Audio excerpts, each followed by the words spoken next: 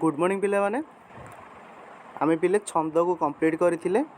आज पिला माने आमे अलंकार को फुल कवरेज करदेबे ताले हमर छंद और अलंकार पिले हमर कंप्लीट हे जिवो। आमे पिले छंद कंप्लीट करथिले। आज पिले अलंकार देखिबा। फास्ट देखिया पिले अलंकार हमर काहा को कुआ जाय।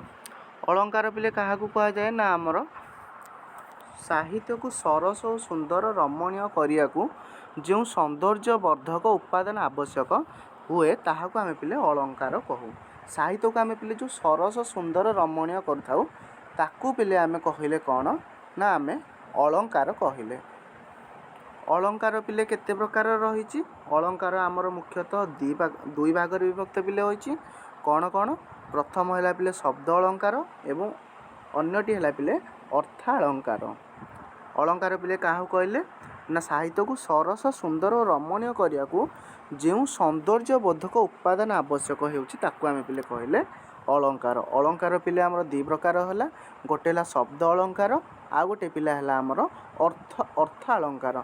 फास्ट पिले देखिया पिले शब्द अलंकार काहू कहले ना जहा द्वारा शब्द सरस सुंदर और श्रुति मधुर हुए ताहाकू पिले आमे कहले शब्द अलंकार। शब्द अलंकार माने पिले कोन ना शब्द हमर सरस सुंदर श्रुति हबो। जेमिति कोन जमक अनुप्रास श्लेष प्रभृति ए सब पिले गला हमर शब्द अलंकार। तापर पिले आसला अर्थ अलंकार काहू कहले ना जहा द्वारा अर्थ को रमणीय चित्ताकर्षक करिया अर्थटा को पिले ताकू आमे कहले अर्थ अलंकार। अर्थ अलंकार रे पिले कोन कोन जाउची ना हमर उपमा उत्प्रेक्षा रूपक व्यतिरेक प्रभृति ए सब अर्थ अलंकार। शब्द अलंकार रे पिले कोन कला जमक अनुप्रास श्लेष आउ हमर अर्थ अलंकार रे पिले गला उपमा उत्प्रेक्षा रूपक एवं व्यतिरेक प्रभृति ए सब हमर गला अर्थ अलंकार। फास्ट पिले आमे देखिबा शब्द अलंकार। शब्द अलंकार रे पिले देखिबा अनुप्रास। अनुप्रास पिले काहा को कहा जाय ना पद मध्य रे एक बा एकाधिक व्यंजन वर्ण बारंबार उच्चारित होले आमे ताको कहले पिले अनुप्रास अलंकार। अनुप्रास पिले कोन होला ना हमर व्यंजन वर्ण बारंबार उच्चारित हबो। देखिबा एग्जांपल पिले उत्कल कमला विलास दीर्घिका मराळ मालिनी नीलांबु चिलिका। एथिरे पिले दुईटी पाद रे क और ल एवं म र बारंबार आवृत्ति घटुची। ये पिले हमर क ल म ये सब हमर व्यंजन वर्ण। उत्कल कमला विलास दीर्घिका मराळ मालिनी नीलांबु चिलिका तो क ल एवं म ये पिले हमर बारंबार उच्चारित हेउची। तेणु करी आकु आमे पिले कहिले कोन ये हमर रहिला अनुप्रास। अनुप्रास माने व्यंजन वर्ण बारंबार उच्चारित हेबो। बहुत सारा पिले एग्जांपल रहिछि आमे गोटे देखिले नेक्स्ट को आसीबा। जमक। जमक पिले काहा को कहले ना भिन्नार्थ बोधक एक प्रकार शब्द बारंबार आवृत्ति को आमे जमक अलंकार पिले कहले। जमक पिले काहा को कहले ना भिन्नार्थ एक प्रकार शब्द शब्द पिले एक प्रकार होइथो किंतु तार अर्थटा भिन्न होउथिवो से जदि हमर बारंबार उच्चारित होला ताकू आमे कहले कोन ना आमे ताकू जमक पिले कहले। कोन देखिबा देखरे नलिनी नलिनी रे पूरित भ्रमरे भ्रमंती भ्रमरे भ्रमरे ए शोभित।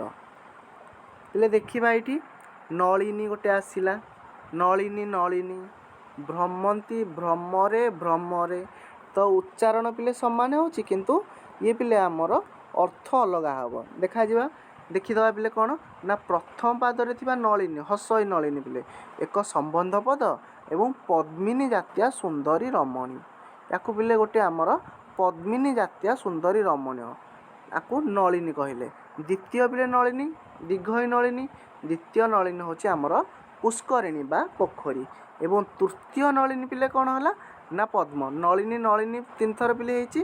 प्रथम नलिनी पिले पद्मिनी जातीय सुंदरी रमणी एवं द्वितीय हला नलिनी पोखरी तृतीय पिले हला हमर तृतीय नलिनीटा पिले हला हमर पद्म। सेमिति द्वितीय पादरे पिले देखिबा द्वितीय पादरे पिले प्रथम भ्रमंती भ्रमरे भ्रमरे भ्रमरे शोभित तीन थर पिले भ्रमरे भ्रमरे हेची।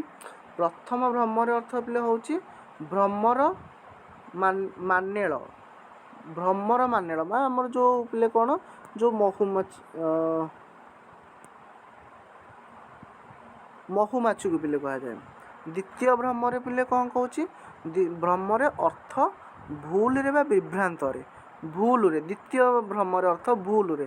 ତୃତୀୟ ଭ୍ରମର ଅର୍ଥ ପିଲେ କ'ଣ ହେଉଛି ନା ଭଉଁରୀରେ। ଅଲଗା ପିଲେ ଆମର ଉଚ୍ଚାରଣ ହେଲା କ'ଣ କ'ଣ ନା ଆମର ଯମକ କହିଲା ଯେ ଭିନ୍ନ ଅର୍ଥବୋଧକ ହେଉଥିବ କିନ୍ତୁ ଏକ ପ୍ରକାରର ଶବ୍ଦ ତାକୁ ବାରମ୍ବାର ଉଚ୍ଚାରିତ ହେଉଥିବ, ତାକୁ ଆମେ ପିଲେ କହିଲେ ଯମକ। ତାପରେ ପିଲେ ଆସିବା ଆମେ ଶ୍ଲେଷ। ଶ୍ଲେଷ ପିଲେ କାହାକୁ କହିବା ନା ଯେଉଁଠାରେ ଗୋଟିଏ ଶବ୍ଦ ଦୁଇ ବା ତହିଁରୁ ଅଧିକ ଭିନ୍ନାର୍ଥ ପ୍ରକାଶ କରେ, ଅର୍ଥ ପ୍ରକାଶ କରେ, ସେଠାରେ ଆମର ଶ୍ଲେଷ ଅଳଙ୍କାର ପିଲେ ହୋଇଥାଏ। ନା ପିଲେ କ'ଣ ହେଲା, ଆମର ବୁଝଉଥିବ ଗୋଟେ ଅର୍ଥ ଥିବ, ଗୋଟେ ଶବ୍ଦ ଥିବ କିନ୍ତୁ ପିଲେ ଭିନ୍ନାର୍ଥ ଅର୍ଥ ହୋଇଥିବ, ମାନେ ଅଲଗା ଅଲଗା ଅର୍ଥକୁ ସେ ବୁଝଉଥିବ। ବାବୁ ନାକ ସିରି ଦାନ ଯୋଗ୍ୟ ଜୋଷାକୁ ବିହର କାନନ କର ଆଲିଙ୍ଗନକୁ। ଏଇଠି ପିଲେ ଆସିଲା ପ୍ରଥମ ପାଦରେ ଥିବା ନାକସିରି, ନାକସିରି ଏବଂ ଦାନ, ନାକସିରି ଏବଂ ଦାନ ପଦଟି ପିଲେ ଦୁଇଟି ଶ୍ଳିଷ୍ଟ ପଦ। ଏହି ପଦଟି ଅଭଙ୍ଗ ରୂପେ ଦୁଇଟି ଭିନ୍ନ ଅର୍ଥକୁ ପ୍ରକାଶ କରୁଛି। ପ୍ରଥମ ଅର୍ଥରେ ନାକସିରି ପିଲେ ହେଉଛି ସ୍ୱର୍ଗ ସମ୍ବନ୍ଧ ଏବଂ ନାକ ହେଉଛି ସ୍ୱର୍ଗ ଏବଂ ସିରି ପିଲେ ହେଉଛି ଆମର ଐଶ୍ୱର୍ଯ୍ୟ। ତ ଇଏ ପିଲେ ହେଲା ଆମର ବା ଏତେ ଆମର ପିଲେ ଦରକାର ନାହିଁ। ଏକ୍ଜାମ୍ପଲ୍ ଆମେ କେବଳ ଦେଖିବା ଯେଉଁଠାରେ ଗୋଟିଏ ଶବ୍ଦ ବା ତହିଁରୁ ଭିନ୍ନାର୍ଥ ଅର୍ଥ, ଗୋଟିଏ ବା ଦୁଇଟି ଶବ୍ଦ ବ୍ୟବହାର ହେଉଥିବ କିନ୍ତୁ ତା'ର ଭିନ୍ନ ଅର୍ଥ ହୋଇଥିବ, ତାକୁ ଆମେ ପିଲେ କହିଲେ କ'ଣ ନା ଶ୍ଲେଷ।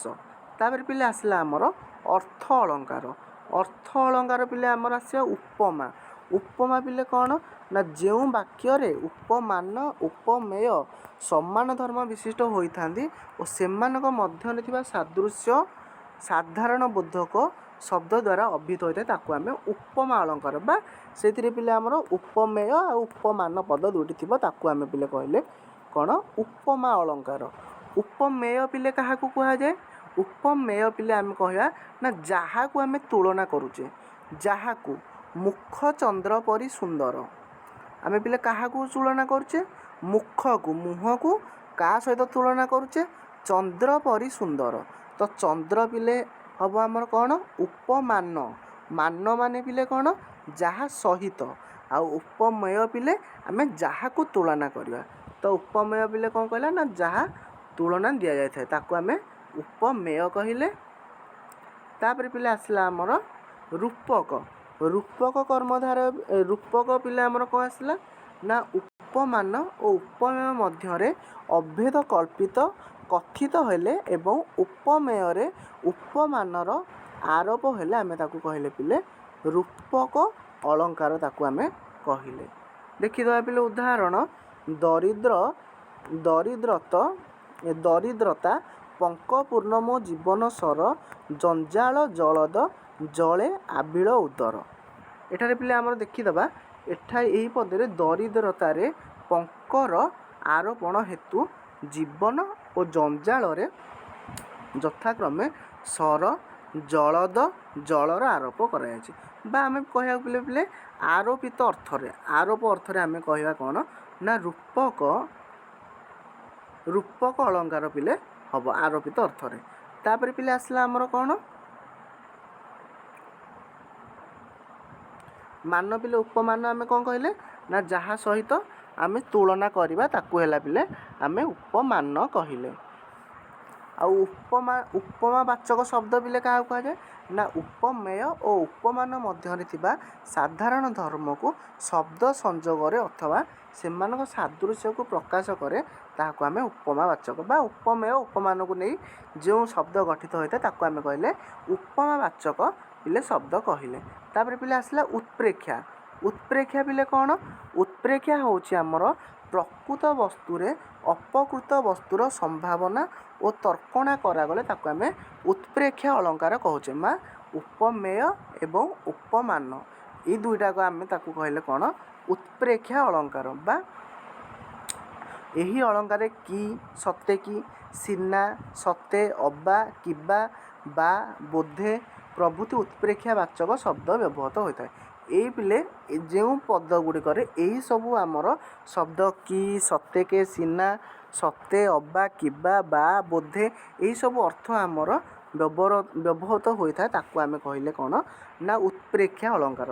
ଦେଖିଦେବା ଏକ୍ଜାମ୍ପଲ୍ ଶ୍ଵେତାଙ୍ଗ ଚଢ଼େଇ ଗୁହା ସମୁଦ୍ଗତ ନୀର ଭେଦି କିବା ଉଠେ ଐରାବତ।